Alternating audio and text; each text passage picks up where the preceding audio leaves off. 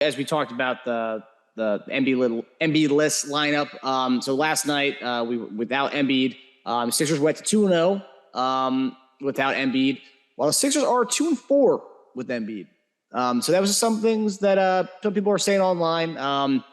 And I see it as a different thing. You know, in the past when Embiid didn't play, that was like pretty much chalked up to a loss. It was like very seldom we win without Embiid, and so obviously we are a better team without Embiid on the floor, or with Embiid on the floor. But what do you guys make of these two separate records? So 2-0 without Embiid and 2-4 with Embiid. What do you guys make of that at this point in the season? Well, I think one, obviously we have guys that can play up a position. So I think that the moves have addressed that and allowed us to do that. So I think that's more of a personnel thing that has kind of made us better in that way. Getting the guy like PJ to guard multiple positions, Melton guard multiple positions, Maxey playing better, having Niang and House and all those guys, multiple positions. So, my Trez, and you know what I'm saying? Like the personnel there has allowed us to kind of be able to do that. That being said, that's part of some of my still concern, because the way a lot of guys play when Joel doesn't play, they're not going to be able to play that same way with him. Mm-hmm. So that's something we're going to have to try to figure out how to do that. I don't know how Maxey, as good as he's shooting, as good as he's playing, I don't know if he can be your leader in shot attempts with Joel. That's how you go from 44 to 14 the next game. Mm-hmm. Yeah. That's how that happens. And we see Tobias shots, being a roller coaster attempts. Yep. Yeah. So who's going to make the sacrifice or is it going to be a different guy depending on the game? Because guys can play as well as they're playing now, but at the end of the day, there's only one guy that's been a back-to-back runner-up MVP on that team in the last 2 seasons. So he's going to get the bulk of the touches and should. Now, Teja, what do you think of it? So there's the camp of Sixers fans who are upset, who are happy that we're 2-0 without Embiid, and there's some saying, "Oh, we're winning without Embiid." Like, I'm in a school that's happy that we're winning without Embiid because for the fact that in the years past we couldn't do that. Well, I think it's interesting talking about Harris. He had 10 shots yesterday, which you'd think he'd take even more than that without Embiid, right? Yeah. But because it's double what his last one was, but that was way too low for him, right? We said he should be at I think we said 12 to 14 or 10 to 12 or something with Embiid. So 10 without him that's low too, again. So, weird. I think it's cool that we're definitely comfortable going small. I like that. That's great. I think it's definitely easier with one less guy on the court. One does tend to clog a lane now and again, and he has got the ball in his hands a lot. So with James and Embiid, you have two slow burn players who have the ball in their hands for a lot of the shot clock. So it's just harder to work out. And then it's going to take more time. Without Embiid, they go into a more run and gun offense, and they go to more of a faster pace, and they're better at transition defense getting back. Is that because Embiid's enormous and doesn't move as fast, or because he's out of shape? He's not in shape yet. I don't know, but they're aware of it, because I think even Harden said yesterday that he acknowledged it and said we have to figure out a way to still implement the faster pace with Embiid on the floor as well. So they're aware of it. That's a good thing. And now they just need to work on that. I don't know how they're going to do that. But yeah, overall, I like that, in case Embiid misses playoff games. I hope not. But if he does, we have a lineup that we can put in there that works, right? We're not like, what do we do now mode. So it's good that we have that. And whenever he does miss games, because we know he will, he's already missed 2. So we know we have a lineup that we can put in there. And this is that's James' comfort zone anyway, right? James is used to having this kind of lineup. Did they announce if he's if he's playing Wednesday night? I don't think they have yet. What, Embiid's status? Yes. No, I don't think they've said anything yet. It says what non-COVID illness is what they said yesterday. Yeah, nothing yet. But it'd be interesting to see, right? One game. It's cool because we had Toronto with Embiid without him. We saw a difference. And if we have this one, it'd be Washington without Embiid and with him. So it'd be interesting to see the back-to-back differences of literally the same exact team, just add Embiid or take him out. So curious to see how it's probably harder for the other team to adjust too, because we played the exact same Toronto team twice in a row, but they didn't play the same 76ers team twice in a row, right? So Wizards, same thing. I mean, we'll probably play the same team, but if Embiid's out there, totally different. Yeah, I mean, I thought the Toronto game, Maxey got hot, and Toronto didn't.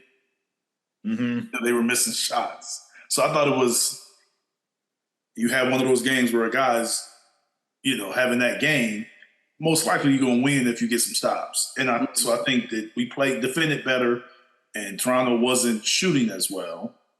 And then we just stayed on them. So I don't go in that particular game as much as who was on the court, as much as kind of like situations happen.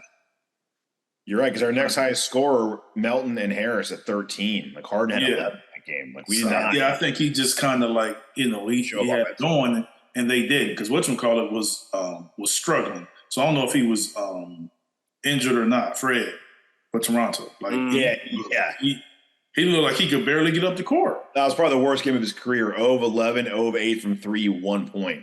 Ugh. That's bad. Yeah. So that's what I'm saying. So I don't know if he played the next couple of games, because he looked like he was like injured or something. Like he was like slugging to get up the court. Yeah. Running in the screen. So you look at a situation like that, and he's not going to play like that anymore. True. So. It's interesting to see how our small ball worked really well with that Toronto lineup, actually. Mm-hmm. To the point where at one point I was laughing because Toronto was going big. They took out 2 of their guys and put in Precious Achiuwa, and they put in Boucher on the same court.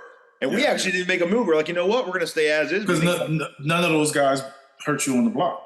They may hurt you on rebounding, but they're not going to give them to the ball. I mean, they're not going to give them the ball and say, hey, go ISO or post up to make them pay. They're not going to do it. So we're really confident in our like mid-sized guys able to guard bigger guys. Yeah, because they're not guarding. That's why I say it depends on who you're playing, because I don't think they can guard Jimmy Butler like that. I don't think they can guard the Boston guys like that. They definitely won't do. No, they definitely can't guard the Boston guys like that. We saw that. Yeah, that's what I'm saying. So Jimmy will be interesting because of Tucker, though. But I'm just saying, you said the smaller guys doing it. Yes. Mm-hmm. But, if Jimmy's going to be on Tucker, then who's going to be on Bam? You know what I'm saying? So. That's true. What's interesting that even Vooch in Chicago, we were putting, when Embiid wasn't there, we were putting like Tobias on him. Yes. Like, you can do that on him. He's a one mainly left shoulder guy. And his volume isn't that high. No. And he was off from 3, actually, more than anything. So it's more the volume guys, because then you got to worry about foul trouble too. Mm-hmm. Jason Tatum and Jaylen Brown aren't going anywhere. They're getting that ball the majority of the time. And if they have a matchup, they're going to get it every time. Yeah. And can we just stop and say, is Maxey becoming one of the most elite, three-point shooters out there? He's shooting it really well. I mean, man, it'd be interesting if he can keep that up. I keep saying that, right? We said that going into the season. We can't see him doing that again, but yeah, doing it for a season, he's shooting it he is shooting it well, but he's shooting some shots. And I tried to, I forgot it. The last time Joel played, maybe it was a Chicago game, and he took a quick 3 in transition, and you had to see Joel's body language. That's what the type of stuff I was talking about. Like, we got to work it out. Like, Joel ran the court, and by the time he got to the dots, he was jacking up a three, and he missed it. And it was sort of like, before you get back on defense. So I'm just like, that's the situation I'm talking about. Like, when we start playing the really good teams or playoff ball or playoff-like game, and those quick shots don't go in, like, it can go the other way really quick. The way Maxey's playing, I think you got to let him go. But it's going to be interesting. You know, he could have one of those games where he's hot and they going to him, and he could have another game where he can't make a shot and his minutes are cut. Mm-hmm. I just still think he's there with the team, but he's just shooting it and scoring it so well. You got to let him play, but 22 attempts or 20-plus attempts every game for your quote-unquote third option, Doc Rivers said? He's been 20-plus 3 times this year. Damn. What are we? We're 2-1 in those games. We are 2-1 in those games. And Joel both Toronto games. So you know what, Toronto. I guess we know who one of the guys who's going to just kill them is going to be, right?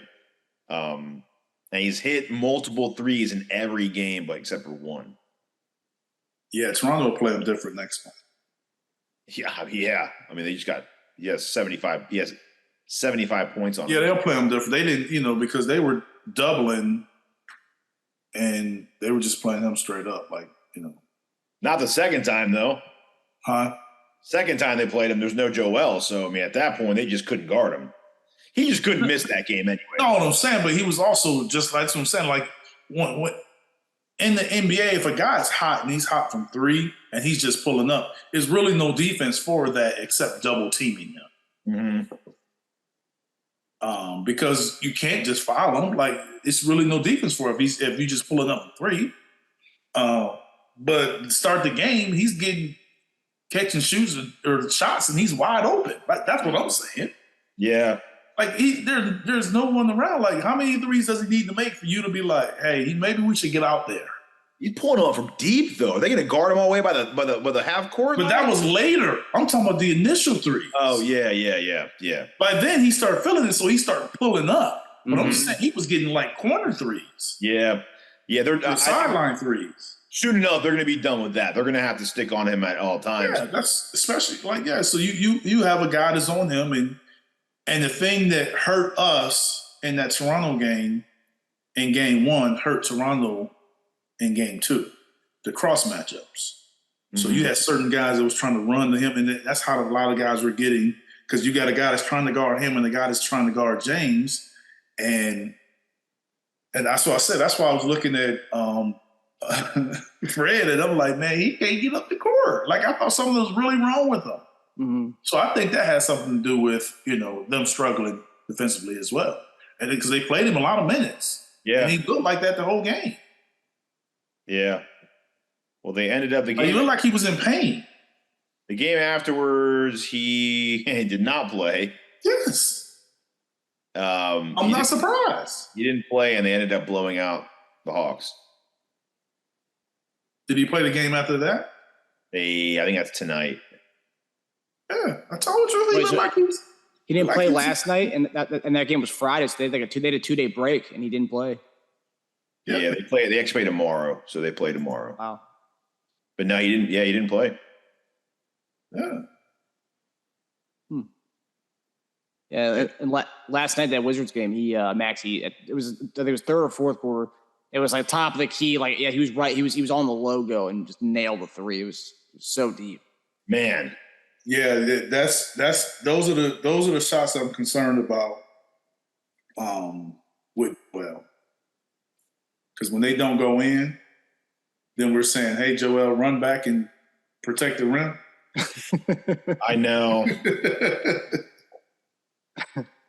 And most of those long shots go into long rebounds, and I'm just asking for a friend. Yeah. He certainly liked it when he was on the bench watching Maxey hit 9 of them, though. Yeah, he did. Oh, no, I think he likes it. I'm just saying, like, No, you know, I know. they're going in. I'm just saying when they don't go in and he's on the court, especially, say, for instance, he has it going that game, and, you know, you it's kind of hard. It's like taking a quick shot in the big. So taking a quick shot, deep three, they don't have to necessarily be the same. You know, the deep three can be once you've run your offense and then you take it. Quick shots can really, really kill your transition defense, especially if that big is running the court and you just come and take a quick shot where you take quick, you know, before the team is set. And so that ball bounced the wrong way, you know, that's a layup on the other end a lot. It has been. Yeah. that's been one of our problems right there. That's my point. It will be interesting to see how Washington plays against us. Second time around? Yeah. Because I don't think they played well. I mean, I know Wright is out. He had been playing well for them. Yeah. Right. Yeah, he had been playing well for them. So I think they missed him a little bit. And Porzingis had a really quiet 30 points last night. I was like, I looked up at one point, I was like, damn, he's got almost 30. Shoot. Yeah, he's shooting step back fadeaways on 6'3" guy. Yeah. Just catch it 15 and 12 feet and turn and shoot. Don't even dribble. Yeah. One dribble, turn and shoot. Set a screen, turn, catch it, shoot it. His range is crazy too. It just looks less impressive than a Max because he's so friggin' tall. You're like, he shoots like it's nothing, man. Well, he can wait a game to do that. That's what I'm saying. Yeah. Yeah.